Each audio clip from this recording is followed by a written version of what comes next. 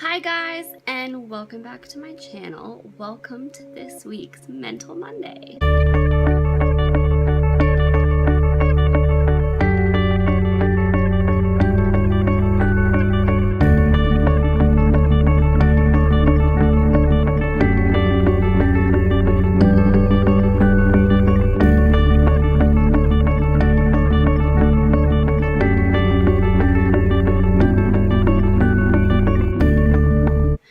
So, I wanted to continue the forensic psychology series this week and go into detail on victimology.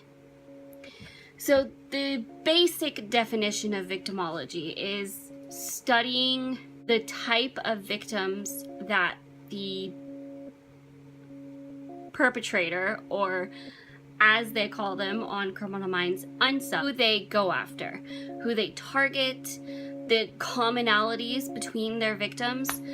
That can tell you quite a few things, but specifically, it can help you with two major points of it. One, it can tell you what demographic is going to be a target, what demographic you have to worry about. So if there's a certain skin color they go after, if there's a certain hair color, eye color, body type, that all lead to the common look of their victims, they know people with that same description are going to be targets. And if it's a description that kind of falls into that area, you know they're going to be targets. Also, it can help you connect crimes.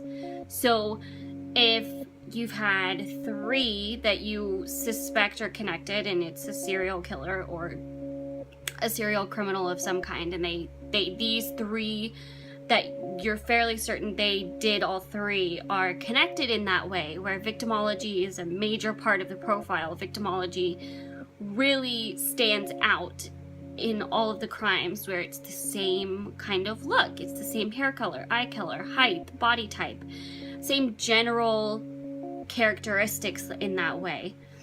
Then if another one happens and it's the same description, you already have that connecting them. You're already on alert that, oh, this is that person's victim. This is that person's type of victim. So we should look for other connections to see if it connects in other ways. So it can help you connect the cases as well. It can give you a little red light that says, oh yeah, this is probably another one of theirs. It's probably the same person we've been tracking. And that's important because it helps you kind of group those cases together. And it can play a role in heading them off.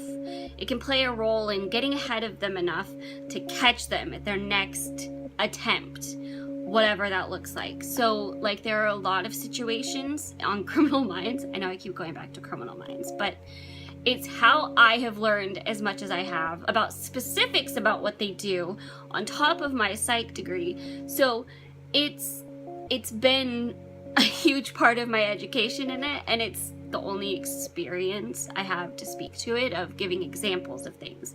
So on the show, they've had quite a few situations where they've put one of the agents that fits their victimology kind of in that situation to catch them, to lure them, to like trick them into a trap where they can catch them. And that has worked on quite a few cases where they've caught the person through luring them in that way with one of the agents that fits that description. So knowing the victimology and paying attention to the victimology can play a huge role in a lot of ways.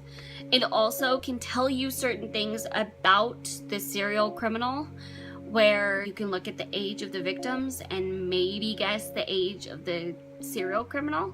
Or it can show you it's highlighted as a signature if he's going way above his age bracket.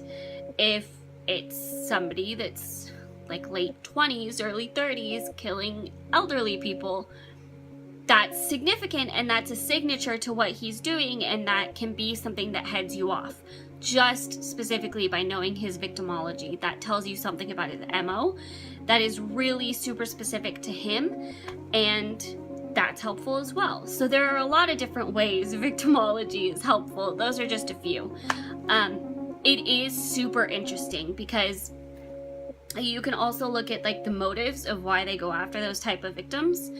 And when it's a look that a guy is going after, the biggest example I can think of is in a situation where it's a guy that's a serial killer killing women, and he goes after the same women that have a specific look. There have been cases where it's been that look describes his wife or girlfriend or ex-girlfriend or mother, who basically demeans him, and he doesn't have the power in that relationship, so the crimes are his way of getting that power back. That's why you see a lot of rape in that. Not to be triggering, but that is a power crime. That's not about a physical desire. It's not about getting a need met in any kind of way. It is strictly about power. And so that's why it can be common for it to be the same type of look, because they're trying to exert their power over a person that looks like that, but they can't do it with the real person in their life. And the reason that that's the case, that they'll do somebody that looks like them, they'll do the crime against them instead of the actual person, is because it's easier to get caught with somebody personally connected to you. So that's how they can do it, and it's harder to get caught because you don't have a personal connection to them. So if they were to do that with that person, they would probably easily get caught. That's the kind of things that you have to look at with victimology. That's the kind of things that it brings up, and it can be really enlightening and really, really helpful. So that is something that I've always found interesting, and that's a little tidbit into how powerful and important victimology is.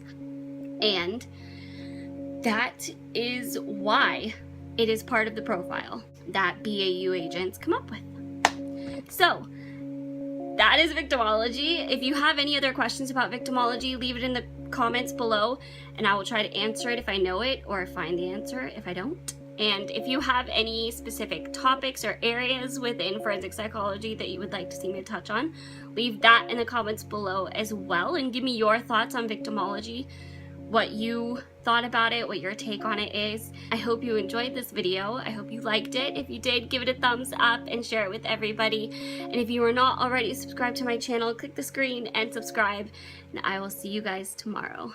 Bye!